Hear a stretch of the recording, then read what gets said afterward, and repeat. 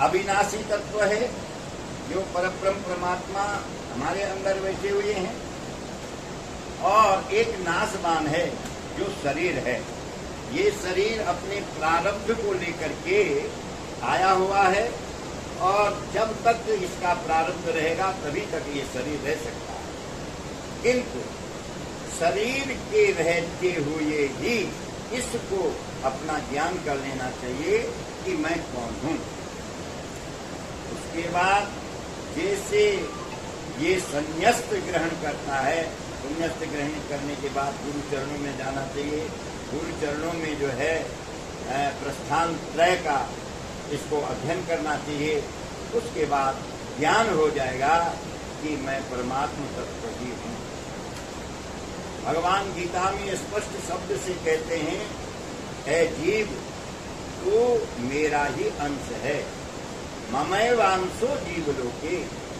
संसार में जो भी जीव है मेरा अंश है, किंतु शरीर को जब से उसने अपना माना है तब से वो अपने अज्ञान के कारण अपने को समझ नहीं पाया।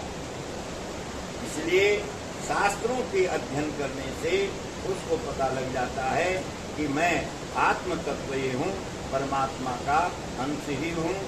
न जायते म्रियते वा कदाचित।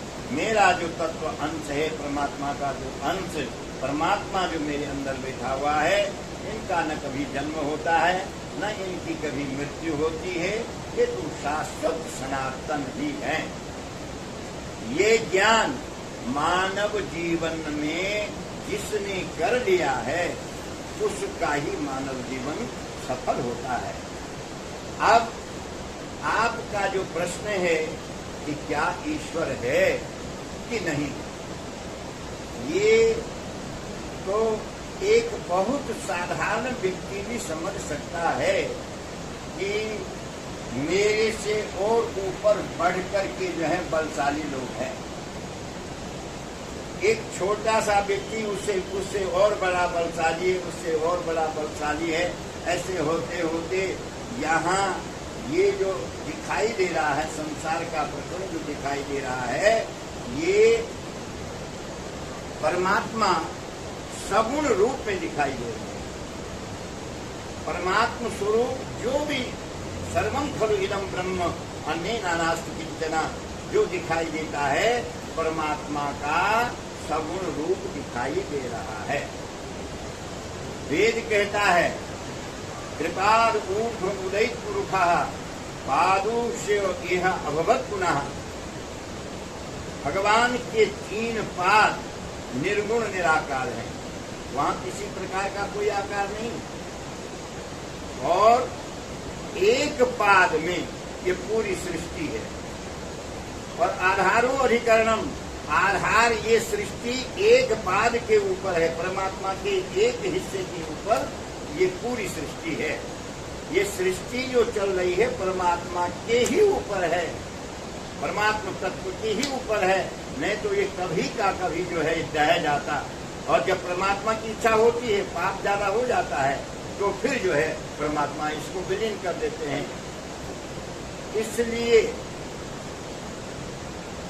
एक तत्व परमात्मा का, उसके ऊपर ये पूरी सृष्टि, और इस सृष्टि को सगुण ब्रह्म कहा जाता है। ये क्योंकि ये मिट्टी किसी व्यक्ति ने नहीं बनाई, ये पत्थर किसी व्यक्ति ने नहीं बनाई, ये पेड़ पौधे, ये जो पर्वतों का आकार दिखाई दे रहा है, किसी व्यक्ति की बस की बात नहीं है। ये पूरा परमात्मा तत्व का एक संकल्प है। परमात्मा ने अपने संकल्प से ही इसको बनाया है, और अपने ही संकल्प से इसको मिटा भी देते हैं।